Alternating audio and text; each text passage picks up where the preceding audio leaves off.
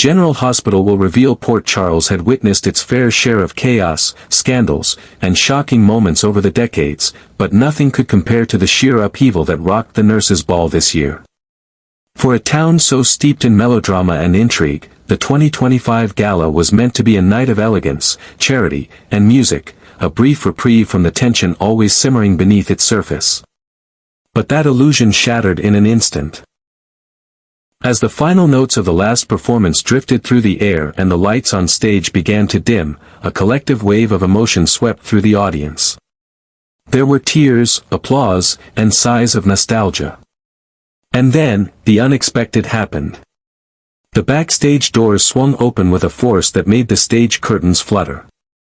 Murmurs began to ripple across the crowd like thunder rolling in from a distance, until it became a collective gasp. There, standing with the poise and precision of someone completely in control, was Michael. Not the Michael everyone remembered, soft-spoken, reserved, gentle, but a new version, cold, calculating, and utterly unreadable.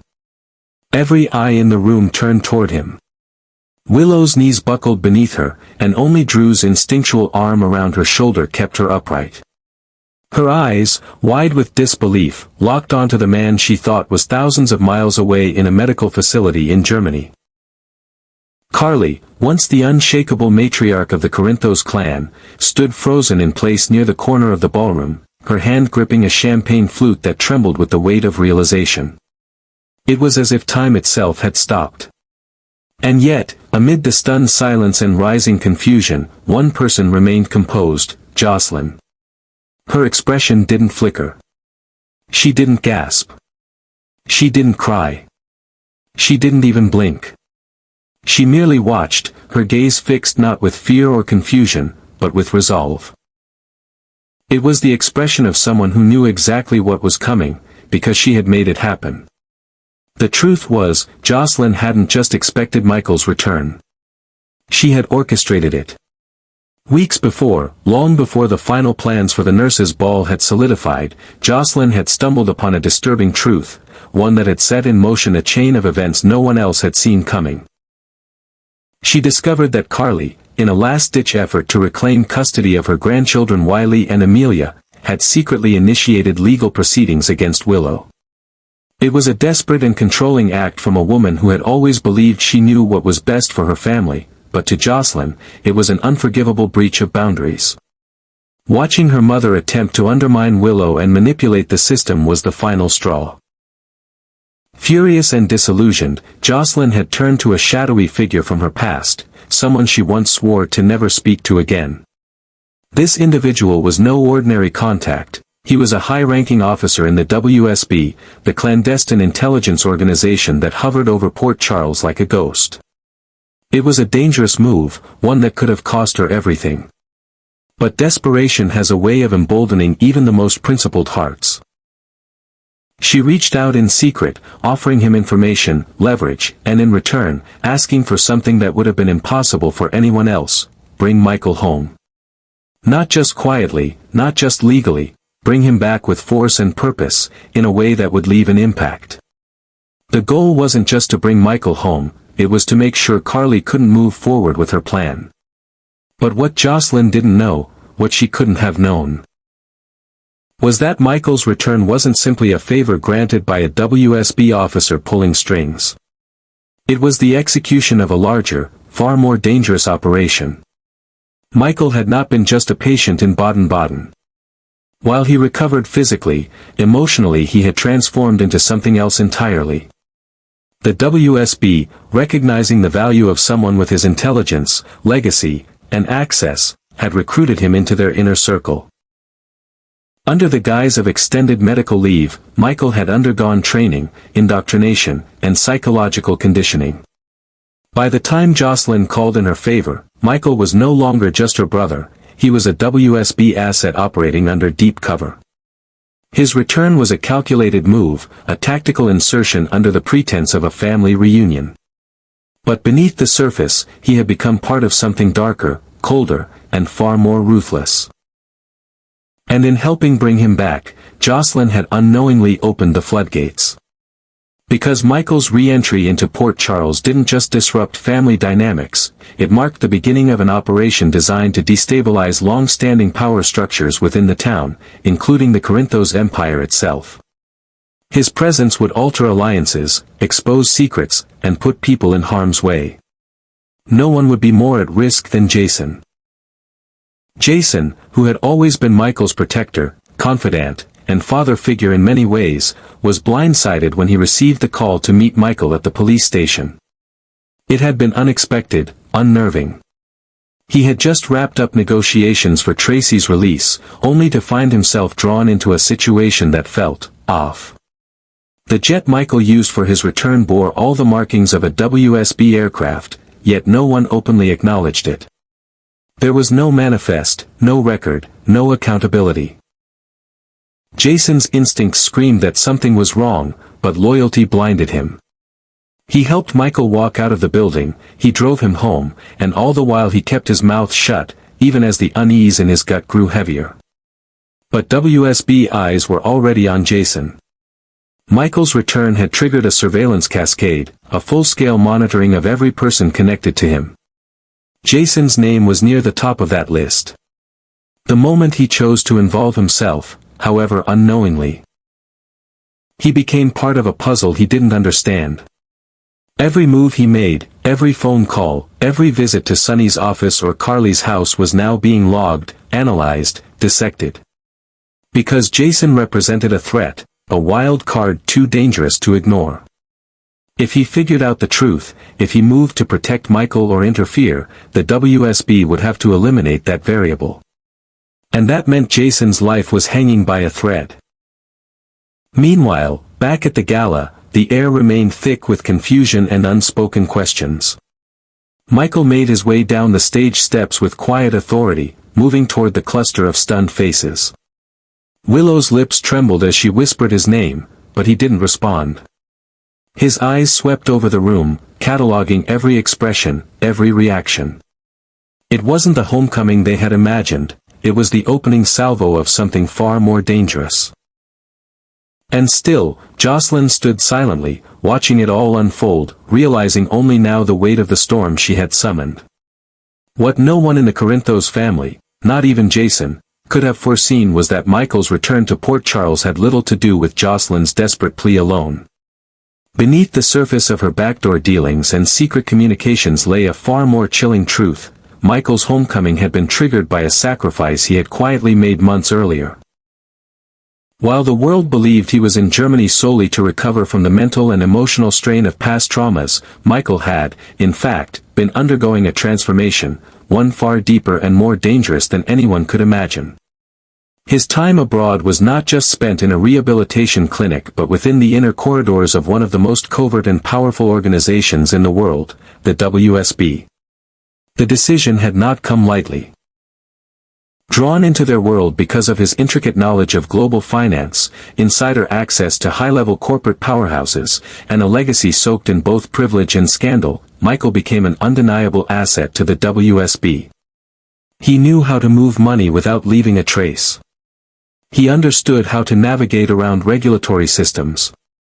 He had connections, deep, lasting, and often morally gray, that spanned continents. The WSB saw in him not just potential, but power. And so, after weeks of negotiation, analysis, and psychological profiling, Michael agreed to join their ranks under the strictest of terms. His mission, to assist in the deep-cover dismantling of a sprawling international network of financial corruption, one that extended into the very heart of Port Charles, through none other than Jack Brennan. To preserve the integrity of his cover and protect the mission's confidentiality, Michael signed a binding contract forbidding his return to the United States without direct authorization from the WSB's Internal Oversight Committee. His identity had been buried beneath layers of aliases, digital erasures, and silence. His communications were limited, his movements monitored, his freedom exchanged for influence and access. He had given up his life. Not just symbolically, but legally and operationally. When Jocelyn pulled the trigger on her plan to bring Michael back, she unknowingly detonated a sensitive operation still in motion. Her actions forced the WSB's hand. She circumvented layers of protocol, bypassed red tape, and leveraged the emotional chaos surrounding the custody hearing to justify Michael's extraction. But it was a mistake. A costly one. Because the moment Michael set foot on American soil, not only was his mission compromised, but so was the invisible safety net that had protected everyone around him, including Jason. Jason, ever the stoic guardian, had received the call shortly after Michael landed. It was abrupt, impersonal, and lacking any of the warmth that had defined their years of brotherhood. The voice on the other end, Michael's voice, was clipped and emotionless. The request was simple. Meet him at the police station and get him out. Jason, unaware of the massive geopolitical weight behind that single phone call, obeyed. He showed up, took Michael by the arm, and led him to safety, thinking he was stepping into the role he had always filled: protector, enforcer, brother. But this time, it was different. Unbeknownst to him, Jason had just walked into a surveillance net deployed by the very agency that had trained Michael. His loyalty, once a badge of honor, had now made him a target. Every interaction, every movement, every breath was now being logged and analyzed by the WSB. Jason wasn't just collateral, he was a potential liability. The private jet Michael had used bore WSB identifiers cleverly disguised in a way only insiders would recognize. It had landed, dropped its passenger, and disappeared again without a trace. But its appearance alone should have raised flags, and it did. For the few who knew what to look for. Michael, once a man of empathy and balance, had been reshaped. The compassionate CEO of ELQ was gone, replaced by someone sharper, colder, and disturbingly efficient. The layers of WSB conditioning had dulled his emotions and weaponized his intellect. His return had been carefully cloaked in sentimentality, a surprise for his mother, a miracle for his sister, but beneath that thin veil lay the truth. He had come back as part of a broader campaign. A campaign designed to infiltrate, manipulate, and ultimately unravel the economic undercurrents controlling Port Charles. His presence was not about love. It was about leverage. Carly, though initially stunned, began to feel an unsettling shift in the way Michael looked at her. His gaze no longer held affection or gratitude. It felt clinical. Evaluative. As if he were parsing her weaknesses, assessing her utility. She had raised him. She had sacrificed for him. But in that moment, she began to see a stranger cloaked in her son's skin. A man not bound by maternal love, but guided by something darker, something trained. Willow, caught between joy and dread, sensed the change even before she could name it. There was distance in Michael's eyes, a disconnect she couldn't bridge. She tried to touch him emotionally, but he recoiled with subtlety and precision, never letting her close enough to understand why. Drew, once confident in his standing within the Corinthos Griffin circle, now found himself adrift. His authority waned, and with Carly stepping back from her aggressive matriarchal stance, he felt the vacuum of control deepen. But Jocelyn, more than anyone else, understood the full gravity of what she had done. She had opened a door that could never be closed. By reaching into the shadows to drag her brother back into the light, she had unwittingly exposed them all to the darkness that came with him. Michael was no longer a son, a husband, or a brother. He was an operative. An infiltrator. A double-edged sword sharpened by secrecy and silence, and now unsheathed in the heart of a town that had no idea what was coming. Port Charles, already teetering on the edge of chaos from decades of feuds and alliances, now sat atop a landmine. And Jason, the one man who had always held the center, was now dangling over a precipice, unaware that the brother he had sworn to protect might be the very person sent to bring him down. Jason had always trusted his instincts. In a world built on lies, betrayal, and blurred lines between loyalty and lawlessness, his gut had never failed him, until now. Lately, those instincts had begun to scream at him in ways he couldn't ignore. It started subtly, almost imperceptibly. He noticed the same unmarked car parked across from the Corinthos warehouse for 3 nights in a row, its engine off but its presence loud in his mind. Then came the strange man at Kelly's, a face that didn't belong but pretended to. A flicker in a rearview mirror, a shadow that appeared too often to be a coincidence. And perhaps most telling, the increasing silence from the other side of the WSB communication line. Calls that once rang through were now dead. Messages went unanswered. Contacts vanished. It was as if a curtain had been drawn, cutting him off from a network he didn't even know he was part of until it started to close around him. It was clear now, Jason was being watched. Monitored. Not just as a precaution, but with purpose. The walls around him were no longer made of brick and mortar but of digital surveillance and shadow operatives. And the center of it all, the nexus from which this web of silence and scrutiny radiated, was Michael. The same Michael he had once carried in his arms as a child. The same young man he had fought for, bled for, shielded from the darkest parts of the Corinthos legacy. Now that same Michael had returned from Europe cloaked not only in mystery but in quiet menace, leaving Jason to question not just what had happened to him, but why he felt like collateral damage in a game he never agreed to play. Jason couldn't shake the feeling that he had been led into a trap. Not by enemies, but by someone he loved. Michael hadn't warned him. He hadn't explained anything. He had simply called, coldly, directly, and demanded Jason's presence at the police station. And Jason, out of habit, out of loyalty, obeyed. That single act of faith now gnawed at him like a curse. Because with every passing hour, the implications grew darker. The timing of Michael's return. The WSB-marked jet that no one would acknowledge. The eerie efficiency of his reappearance at the exact moment Carly's custody case teetered toward collapse. None of it felt like a coincidence anymore. This wasn't a homecoming. It was an insertion. Jason began to piece together the implications. If Michael had, in fact, signed on with the WSB, if he was now an agent operating under orders, then he wasn't just back in Port Charles to see family. He was here on a mission. A mission that likely involved dismantling something, or someone. And Jason, with his extensive history in organized crime, his loyalty to Sonny, and his position at the center of Port Charles's underworld, was no longer just a protector. He was a potential obstacle. Or worse, an expendable variable. Each new day brought fresh unease. There were strange pauses in conversations with familiar people, as if they knew something they weren't saying. Ephemeral glances between Michael and others, like coded messages exchanged in silence. Jason began to double-check the locks on his doors.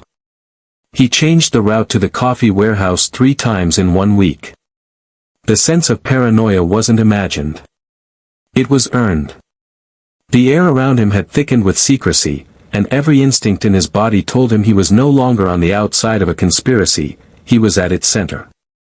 More disturbingly, Jason found himself questioning everything he had believed about loyalty. Michael's transformation wasn't just tactical. It was philosophical. The boy who had once struggled with moral clarity, who sought Jason's advice on how to balance business with conscience, was gone. What had returned was a man with icy conviction, surgical precision, and the emotional distance of someone trained to manipulate and execute. He smiled the same, spoke with familiar cadences, but his eyes told a different story, one written in code and layered with silence. Jason tried to confront him more than once, but each time Michael deflected, sidestepped, or feigned innocence. There were no answers, only more questions, more smoke, more mirrors. And so Jason was left alone with the growing dread that this wasn't a misunderstanding, or a lapse in communication. This was intentional. He was being isolated. Not physically, but emotionally, psychologically. If Michael's allegiance truly lay with the WSB now, then it didn't matter what they used to be to each other. Family ties were irrelevant. The mission came first. Port Charles, for all its drama and darkness, had never truly faced what was coming. The storm was silent, but it was building. Beneath the glossy veneer of Michael's return and the emotional reunions it brought, something ruthless was taking shape. A silent invasion. A repurposing of trust, turned inward and sharpened like a blade. Michael had crossed into the shadows, and in doing so, he had pulled the people he loved behind him, willingly or not. Jason could feel the ground shifting beneath his feet. The lines that once marked loyalty and betrayal had blurred, and now everything was uncertain. The town was standing on a precipice, its citizens unaware that the rules had changed. What had once been battles over custody, love, and power were now footnotes in a larger game. A game where the stakes were national security, international control, and psychological warfare. Michael wasn't just playing that game, he was one of the architects. And the price of his re-entry would not be paid in applause or emotional closure. It would be paid in trust lost, freedom sacrificed, and, if Jason's instincts were right, lives shattered. Jason had always been the shield, the silent warrior who stood between danger and the people he cared for. But now, for the first time, he didn't know who or what he was protecting them from. Or if he even could. Because this time, the danger wasn't coming from outside Port Charles. It was already here. It was family. It was Michael. And it was only just beginning.